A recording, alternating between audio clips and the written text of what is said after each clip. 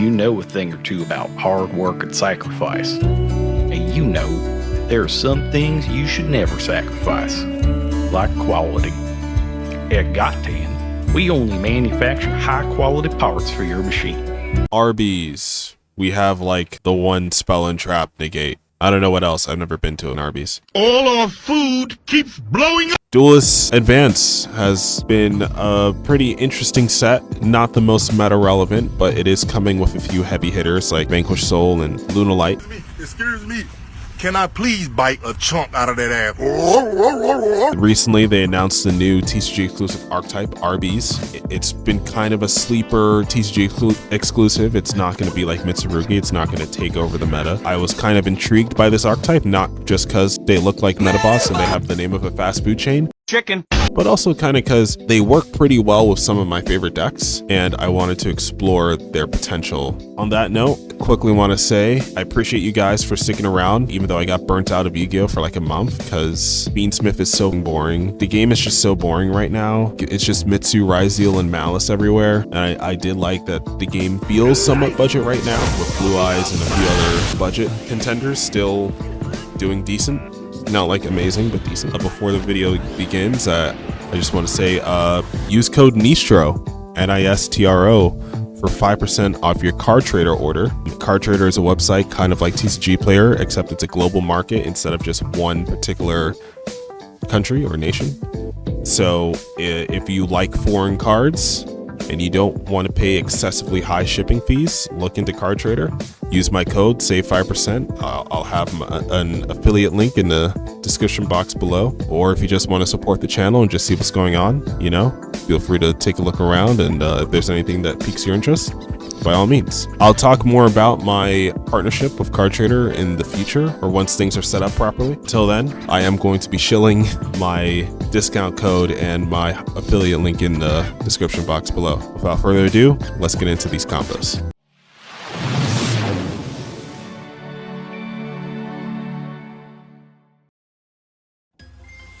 So starting out with just Hydrant, right? In pure rescue, it's like normal summon Hydrant's one of the worst things that you can do because it doesn't amount to much. And that still hasn't changed, really. We're not going to get like much here, but we get to link off, go into Preventer, and you're seeing me use Clockwork Knight here instead of something like Summoning Amirage, and that's important because Clockwork Knight is a machine and Hydrant is a legal target for it as material. So we need two machines to make the new RB Link monsters, or both the RB Link monsters require machines only.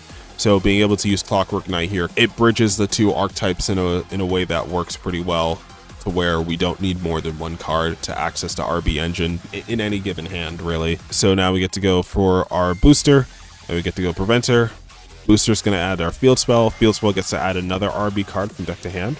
We're going to link again for the RB Brute Blues, and Brute Blues is pretty cool because not only does it have like protection effects when it points to an RB monster, but it's also a Rhoda once per turn for RBs, so it also gets to continue searching. But more than that, Stage Landing just gets to summon RB monsters from deck or extra deck, different than the ones that I currently control. If RB would be destroyed by battle by card effect, you could banish it from grave instead, and you are preemptively locked. So this isn't like a rest of the turn lock. This is like for the entire turn. You cannot summon monsters from the extra deck with 1500 or more attack, and they have to all be machines.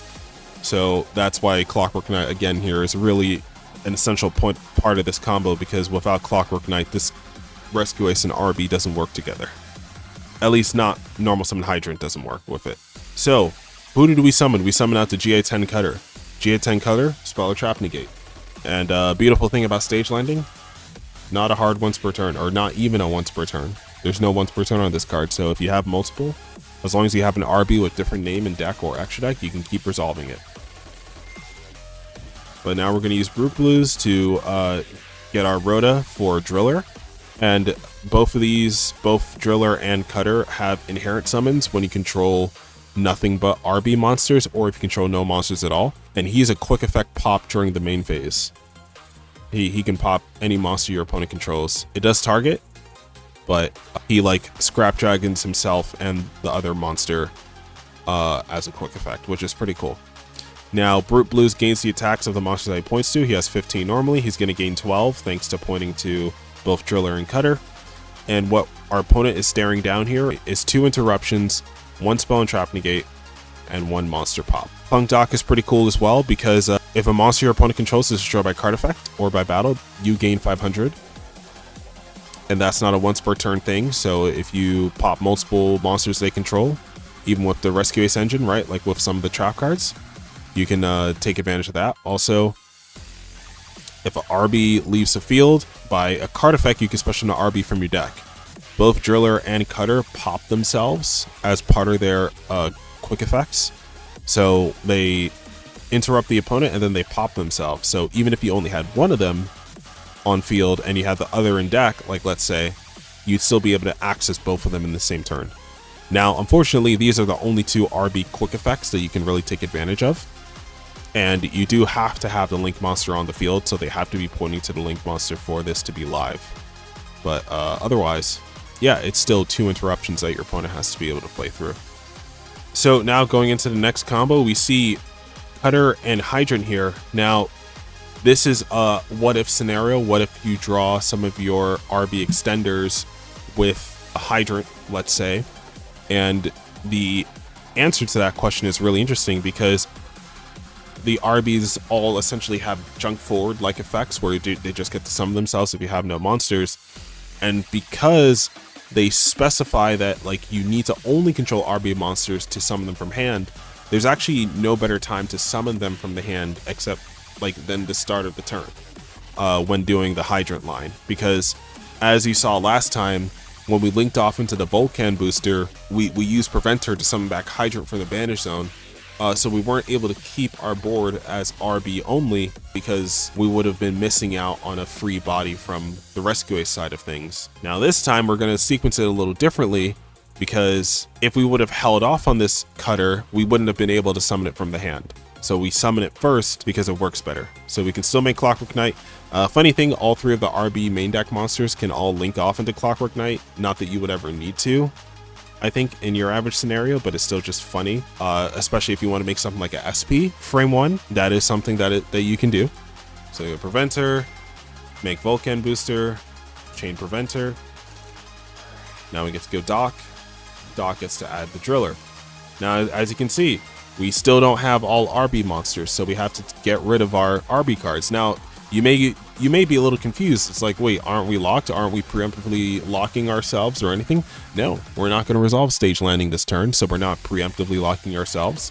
Vulcan Booster's first effect on summon doesn't lock us, so we're going to utilize our extra bodies to make Promethean Princess to give ourselves a more layered graveyard interruption. Now Princess gets to revive anybody, really. It could be Booster, it could be Preventer, it could be whoever you want, really. But you link into Amblo Whale, and then you link the Amblo Whale and the Volcan Booster into another Volcan Booster. Its summon is not once per turn. Now, the reason why you needed to do this is because if you wanted to get Promethean Princess as an interruption, you needed to link summon it, but you didn't have to link the bodies to make it outside of the extra monster zone. So RB second effect can only be used in the extra monster zone, meaning you can only get its best effect in the extra monster zone. So you have to like link, you kind of have to cycle back around into it to get its effect to summon out an RB from hand or graveyard.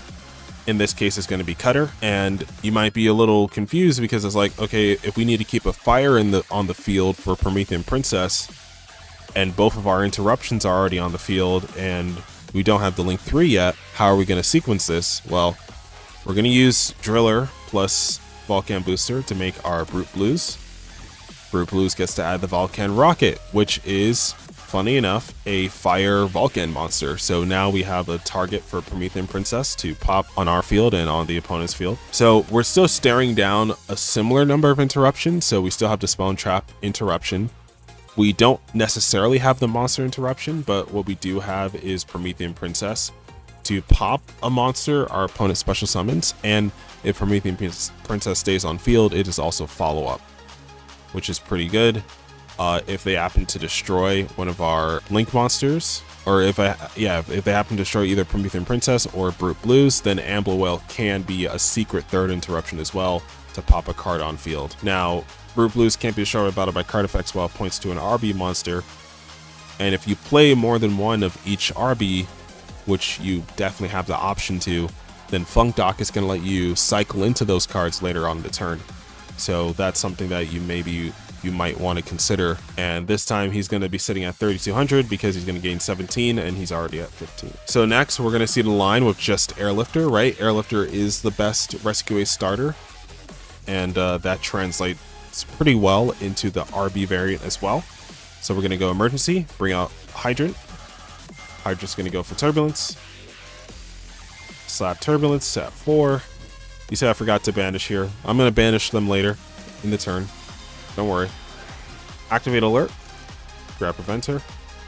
Now, notice what I did here. I didn't go for Preventer yet, because it just makes more sense to utilize the RBs to their fullest potential.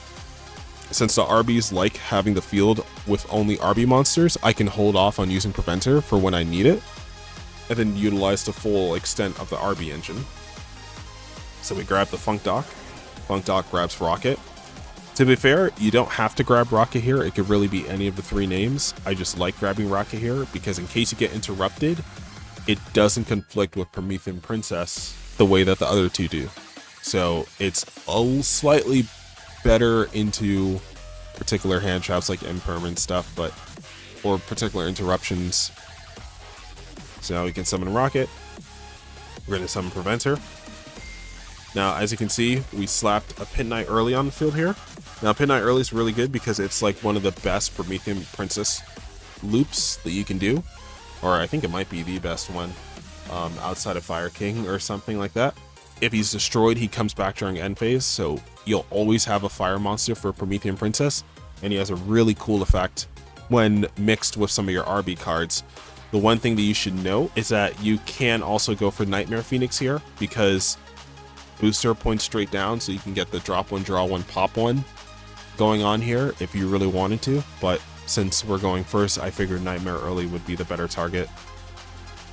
So because we linked off Preventer to make Pit Knight early, Hydrant came back, and then after that we can link off into Promethean Princess.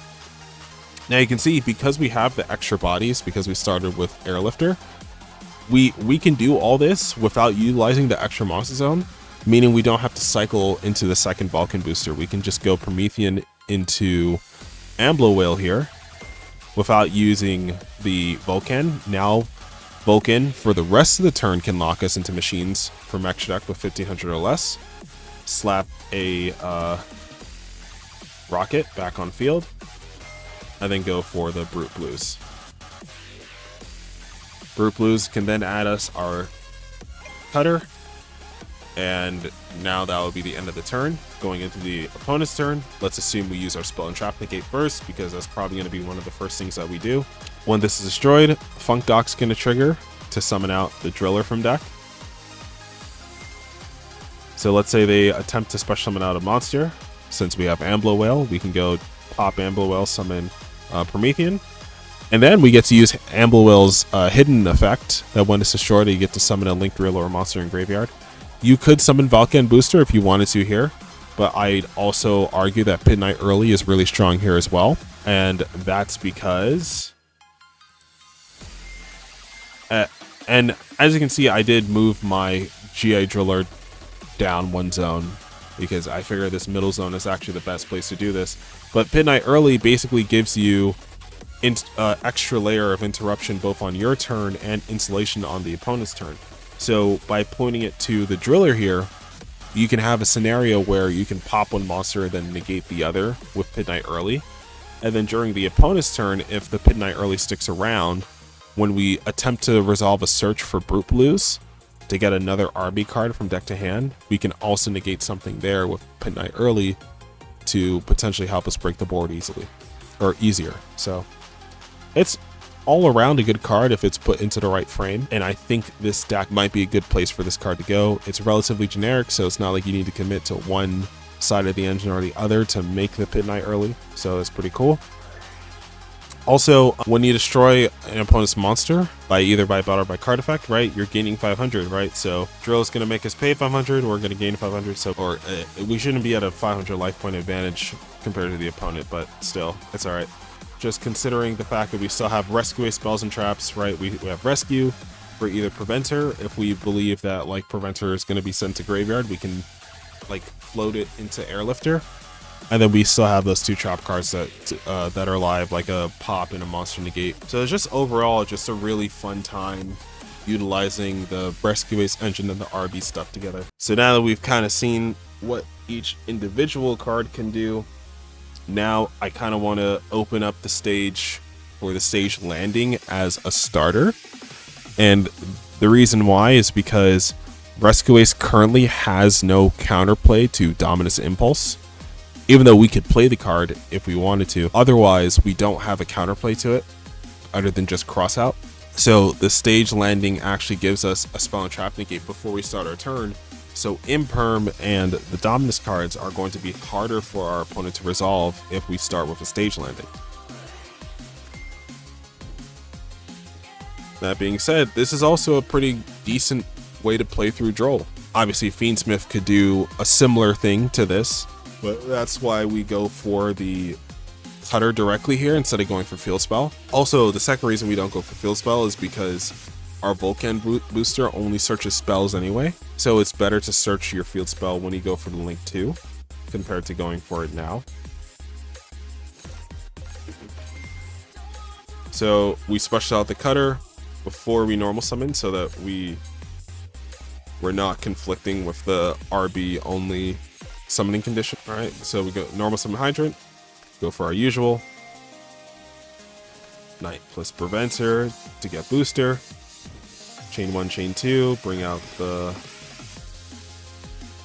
Hydrant plus the Vulcan booster. So yeah, I forgot Hydrant was supposed to be slapped on field here, so I searched the Rocket instead. And this is kind of where the turn is going to end, right? Because with Cutter on field and with Field Spell on field, you're basically going to be able to summon the Driller from deck once Cutter has used its effect. So you don't need to add the Drill to hand. If anything, adding the Drill to hand would be worse. You're allowed to keep it in deck, and then you can keep the Vulcan Rocket as follow-up for next turn, to where if Brute Blues is still alive, then you can use this to special summon itself and then pop up to 2 cards your opponent controls. And if Hydrant stays alive, which it might not, even if it doesn't, you still have, like, if Vulcan Booster stays alive, you can potentially go for Promethean Princess and revive some of your best fire targets to keep the party going. So now stage landing plus Airlifter, right? Now don't get me wrong, it's not like Airlifter doesn't have any way to play through an Imperm, because there are ways to play through Imperm, like Book of Moon and other fun stuff like that. But stage landing is a more baseline card. It covers any spell or trap instead of just one of. It has more utility in more situations than hacking a card. So we can go landing, go for Brute Blues. Brute Blues grabs out Cutter. Normal summon Airlifter, grab Emergency. Emergency for the Hydrant. Hydrant's gonna add Turbulence. Turbulence banish 2, summon, set the 4.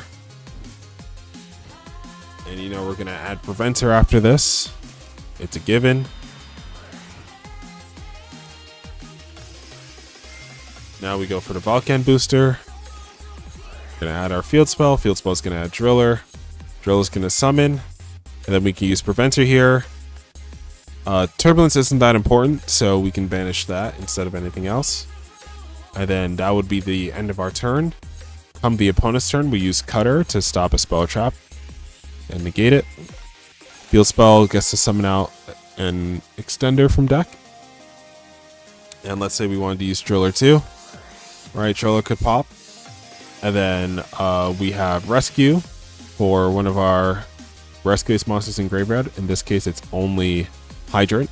And now Hydrant and Preventer are now one more interruption, because Preventer acts as a Book of Moon. And then you have both of the sets at full power while you control the Hydrant. So overall, it's a pretty solid archetype for Rescue Ace. It might be a little soon to say, but I think RB, if any deck could save Rescue Ace from its current predicament, I think RB might be getting close to that. And just considering that, yes, the extra deck space and the main deck space is synonymous to Fiendsmith. This is just Fiendsmith only for very niche machine decks, but I'm okay with that because I feel like that's better balanced than Greensmith being everywhere. As you can see, we got Preventer and Turbulence here. I think the second ones are contestable. You don't have to commit fully to them. You don't have to commit fully to Impulse if you don't want it. Just know that if you're going to play less extenders and less hand traps, that there are more starters and more ways into Hydrant. Imperial Riot map searches Hydrant, but you have to pay half your life points.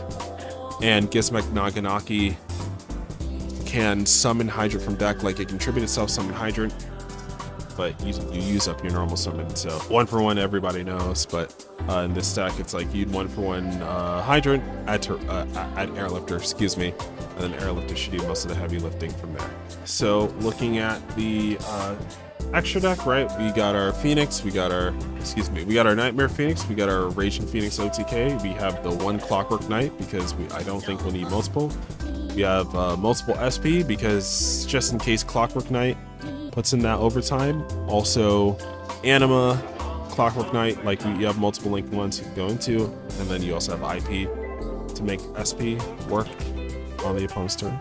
But yeah, those were RB's RAs. Let me know what you guys think in the comment section below. This has been your boy Nistro here.